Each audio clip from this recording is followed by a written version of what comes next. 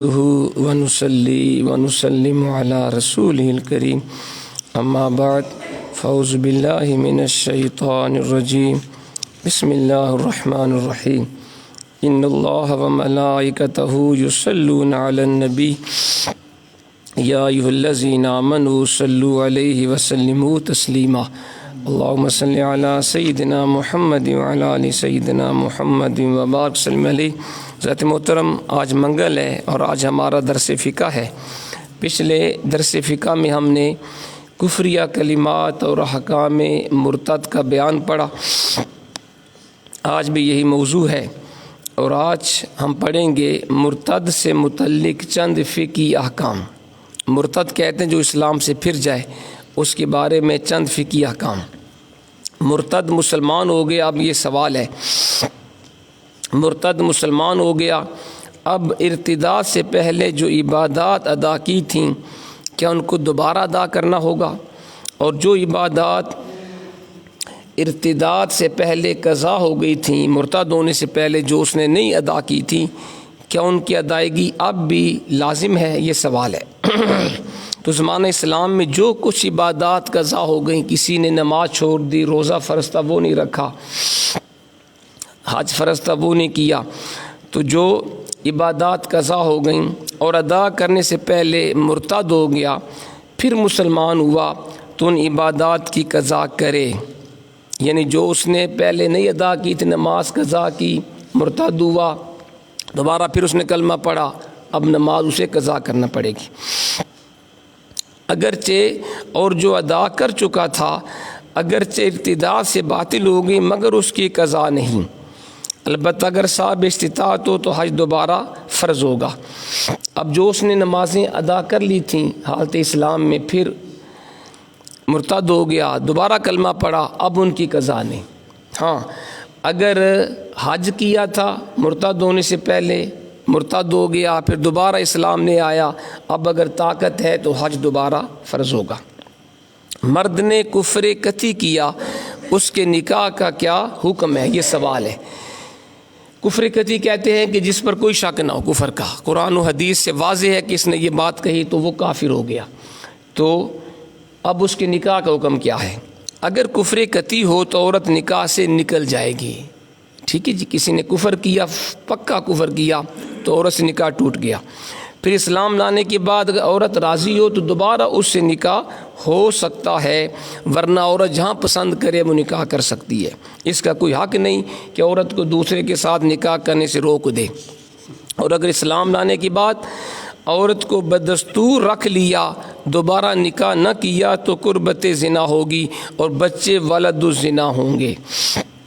مطلب یہ کہ عورت سے شادی کی تھی، مرتد ہو گیا، دوبارہ اسلام قبول کیا، اب عورت سے نکاح اس کا ٹوٹ گیا ہے نا۔ جب بندہ اسلام سے پھرتا ہے تو نکاح بھی ٹوٹ جاتا ہے۔ اب اس نے دوبارہ نکاح نہیں کیا، عورت کو دوبارہ اپنے پاس اس نے رکھ لیا، اب وہ جو بھی عورت کے قریب جائے گا وہ زنا شمار ہوگا، اور جو بچے پیدا ہوں گے وہ بھی ولد الزنا، حرام زادے پیدا ہوں گے۔ اور اگر کفر قطعی نہ ہو، یعنی بعض علماء کافر بتاتے ہوں، یہ بات کسی نے کی تو بعض نے کہا جی یہ بات کرنے سے بندہ کافر ہو جاتا ہے، اور بعض کہتے ہیں کہ نہیں، یعنی فقہا کے نزدیک وہ کام کرنے سے بندہ کافر ہو گیا، متکلمین کے نزدیک نہیں ہوا۔ اس صورت میں بھی تجدید اسلام اور تجدید نکاح کا حکم دیا جائے گا۔ اگر کفر قطعی نہیں تب بھی وہ دوبارہ نکاح کرے گا۔ اگر اس نے مرتد ہونے کے بعد دوبارہ اس نے اسلام قبول کیا تو دوبارہ نکاح بھی کرے گا اور اسلام بھی دوبارہ، کلمہ بھی دوبارہ پڑھے گا۔ عورت مرتد ہو گئی تو اس کے نکاح کا کیا حکم ہے؟ یہ تو تھا مسئلہ مرد کے بارے۔ اب عورت اگر خدا نخواستہ مرتد ہو گئی، اب اس کے نکاح کا حکم کیا ہے؟ تو عورت مرتد ہو گئی، پھر اسلام لائی تو شوہر اول سے نکاح کرنے پہ اسے مجبور کیا جائے گا۔ یہ نہیں ہو سکتا کہ دوسرے سے نکاح کرے، اسی پر فتویٰ ہے۔ یعنی عورت اگر اس نے شادی کی تھی، مرتد ہو گئی، دوبارہ پھر وہ اسلام اس نے قبول کر لیا، اب اسے فورس کیا جائے گا کہ پہلے خامن سے وہ نکاح کرے، دوسرے سے نہیں کر سکتی۔ مرتد کے نکاح کا کیا حکم ہے؟ اس کا نکاح کس سے ہو سکتا ہے، یہ بھی سوال ہے۔ مرتد کا نکاح بالاتفاق باطل ہو گیا، جب کوئی بندہ اسلام سے پھرا اس کا نکاح ٹوٹ گیا، وہ کسی عورت سے نکاح نہیں کر سکتا، یعنی مرتد ہونے کے بعد، نہ مسلمان عورت سے، نہ کافرہ سے، نہ مرتدہ سے، نہ آزاد عورت سے، نہ کنیز سے۔ گویا خدا نخواستہ کسی نے اسلام کو چھوڑا تو وہ کسی سے نکاح نہیں کر سکتا حالت ارتداد میں۔ تجدید نکاح کیسے کیا جائے یہ بھی سن لیں۔ کسی نے مرتد ہوا کوئی، اب دوبارہ اسلام میں داخل ہوا، اب اگر پہلے نکاح ہوا تھا تو کیسے دوبارہ نکاح کرے گا؟ تجدید نکاح کا معنی ہے نئے مہر سے نیا نکاح کرنا۔ اس کے لیے لوگوں کو اکٹھا کرنا ضروری نہیں ہے۔ نکاح نام ہے ایجاب و قبول کا۔ ہاں، بوقت نکاح بطور گواہ کم سے کم 2 مرد مسلمان ہونے چاہیے، یا 1 مرد مسلمان اور 2 عورتیں۔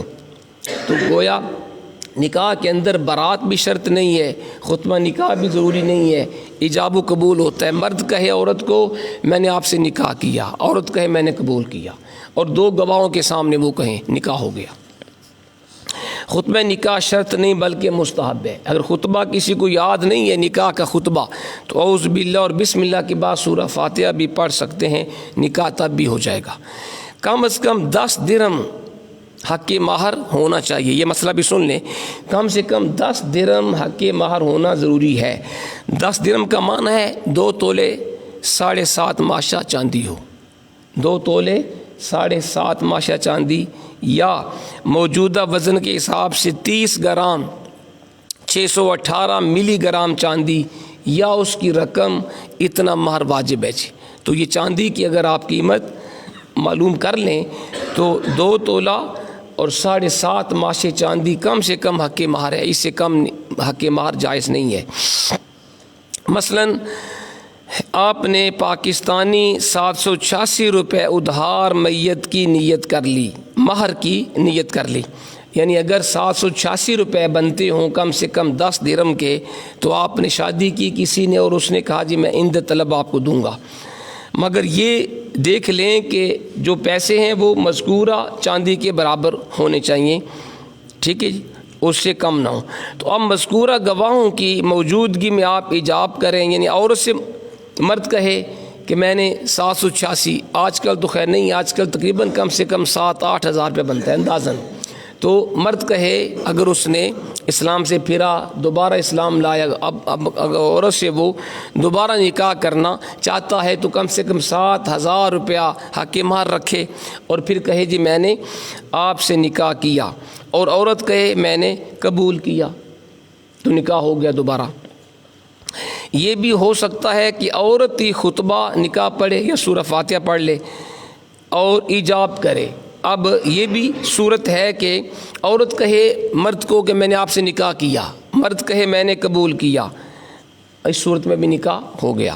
اب نکاح معاف کرنے کا سوال نہ کرے، مرد نہیں کہے گا جی آپ مجھے حق مہر معاف کر دو، عورت اپنی مرضی سے معاف کر سکتی ہے۔ مرتد کے ذبیحہ کا کیا حکم ہے یہ بھی سن لیں۔ جو بندہ اسلام سے پھر گیا، اب اس نے اگر جانور ذبح کیا تو اس کا شرعی حکم کیا ہے؟ مرتد کا ذبیحہ مردار ہے، اس کا ذبیحہ بھی ذبح کرنا جائز نہیں ہوگا، اگرچہ بسم اللہ پڑھ کے وہ ذبح کرے۔ یوں ہی کتے یا باز یا تیر سے جو شکار کیا وہ بھی مردار ہے، اگرچہ چھوڑنے کے بعد اس نے بسم اللہ پڑھ لی ہو۔ مرتد کی گواہی اور اس کی وارث بننے کے متعلق کیا شرعی حکم ہے؟ مرتد کسی معاملے میں گواہی نہیں دے سکتا اور کسی کا وارث بھی نہیں بن سکتا، اور زمانہ ارتداد میں جو کچھ کمایا ہے اس میں مرتد کا کوئی وارث نہیں۔ آپ دیکھیں کتنی خطرناک بات ہے، اسلام کو چھوڑنا کوئی آسان بات نہیں ہے۔ جیسے کوئی بھی حکومت یہ پسند نہیں کرتی، گوارا نہیں کر سکتی کہ اس کی حکومت میں کوئی حاکم کے خلاف بغاوت کرے۔ اب یہ دنیا کا یہ بین الاقوامی قانون ہے کہ باغی کی سزا موت ہے، یہ پوری دنیا کے اندر یہ لا ہے۔ تو اب دنیا کا بادشاہ نہیں گوارا کر سکتا کہ میرے ہوتے ہوئے کوئی میرے خلاف بغاوت کرے، تو اللہ سے بڑا بادشاہ کون ہے؟ اللہ بھی نہیں پسند کرتا کہ میرے ہوتے ہوئے کوئی مجھے چھوڑ دے، کلمہ پڑھ کے وہ میرا انکار کر دے، اس لیے اس کی سزا بھی سخت ہے۔ تو کہتے ہیں مرتد کسی معاملے میں گواہی نہیں دے سکتا، نہ کسی کا وارث بن سکتا ہے، اور زمانہ ارتداد میں جو کچھ اس نے کمایا اس میں مرتد کا بھی کوئی وارث نہیں ہوگا۔ مرتد کے مال کا کیا حکم ہے، دوبارہ اسلام قبول کرنے یا نہ کرنے کی صورت میں کیا حکم ہوگا، یہ سن لیں۔ ارتداد سے ملک جاتی رہتی ہے، یعنی جو کچھ اس کے مال تھے، جو اس نے مال کمایا تھا، جو اس کی ملکیت میں جائیداد تھی، اب جب اس نے اسلام چھوڑا تو وہ کسی شے کا مالک نہیں رہا، سب اس کی ملک سے خارج ہو گئے، مگر جب کہ پھر اسلام لائے اور کفر سے توبہ کرے، بدستور وہ اپنی اشیاء کا مالک ہو جائے گا۔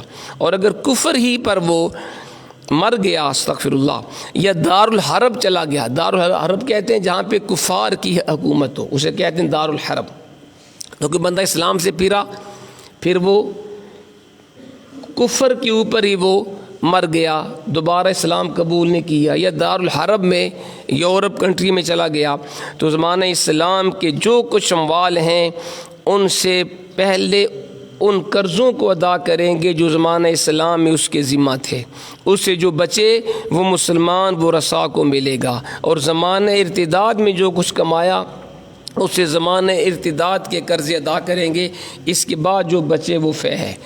مسئلہ جی دوبارہ سن لیں، کوئی بندہ اسلام سے پھر گیا، اب وہ کفر کی حالت میں ہی مر گیا، یا دار الحرب میں فارن کنٹری میں چلا گیا، اب سوال یہ ہے کہ جو کچھ اس کی ملکیت میں ہے، جو پراپرٹی ہے، اس کا کیا کریں گے؟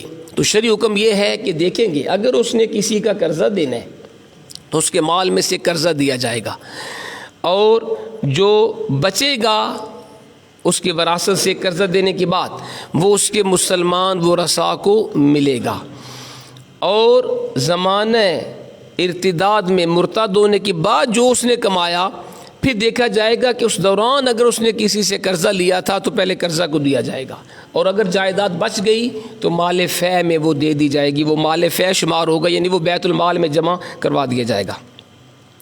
بیوی کی عدت میں مرتد ہو کے دار الحرب چلا گیا یا اسی حالت میں قتل کر دیا گیا تو کیا عورت وارث ہوگی؟ یہ سوال ہے۔ جواب سنیں، عورت کو کسی نے طلاق دی تھی، وہ ابھی عدت میں تھی عورت کہ شوہر مرتد ہو کے دار الحرب کو چلا گیا یا حالت ارتداد میں قتل کیا گیا تو وہ عورت وارث ہوگی۔ دوبارہ سنیں، عورت کو کسی مرد نے طلاق دی، ابھی وہ عدت گزار رہی تھی تو شوہر مرتد ہو گیا اور وہ دار الحرب کسی غیر مسلم ملک میں چلا گیا یا حالت ارتداد میں قتل کر دیا گیا تو کہتے ہیں اس کی عورت اس کے مال کی وارث ہوگی۔ تو یہ تھے احکام مرتد کے، انشاءاللہ یہ ٹاپک ابھی باقی ہے۔ اچھا آخر میں یہ بھی سن لیں جلدی میں، وہ صورتیں جو کفریہ نہیں ہیں جی، یہ تو تھی صورتیں مرتد ہونے کے بارے۔ اب بعض صورتیں وہ ہیں کہ بندہ اسے کافر نہیں ہوتا، مثلا زبان پھسلنے کی وجہ سے کفریہ بات نکل گئی، اس کا شرعی حکم کیا ہے؟ اب اس کا جواب سنیں، کہنا کچھ چاہتا تھا اور زبان سے کفر کی بات نکل گئی، دل میں ارادہ نہیں تھا کلمہ کفر کہنے کا، غلطی سے نہ چاہتے ہوئے یا زبان غلطی سے اس نے کلمہ کفر نکال دیا تو کہتے ہیں وہ کافر نہیں ہوگا، جبکہ اس امر سے اظہار نفرت کرے کہ سننے والوں کو معلوم ہو یہ لفظ غلطی سے نکلا ہے، وہ کہنے جی معذرت میرا مقصد یہ نہیں تھا، بس زبان کی پھسلن سے مجھ سے کلمہ کفر ادا ہو گیا، تو اس صورت میں وہ کافر نہیں ہوگا۔ اور اگر بات کی پچ کی اب کافر ہو گیا کہ کفر کی تائید کرتا ہے، اب اگر اس نے کلمہ کفر نکالا اور بعد میں کہا جی میرا جی ارادہ نہیں تھا لیکن چلیں ہو گیا خیر ہے، یعنی اس نے اس کے اوپر اظہار افسوس نے کیا تو پھر وہ کافر ہی شمار ہوگا۔ ٹھیک ہے جی، کفریہ بات کا دل میں خیال پیدا ہوا تو کیا کفریہ بات کے خیال سے بندہ کافر ہو جاتا ہے کہ نہیں؟ تو یہ سن لیں، کفریہ بات کا دل میں خیال پیدا ہوا، زبان سے بولنا برا جانتا ہے تو یہ کفر نہیں بلکہ خاص ایمان کی علامت ہے کہ دل میں ایمان نہ ہوتا تو اسے برا کیوں جانتا؟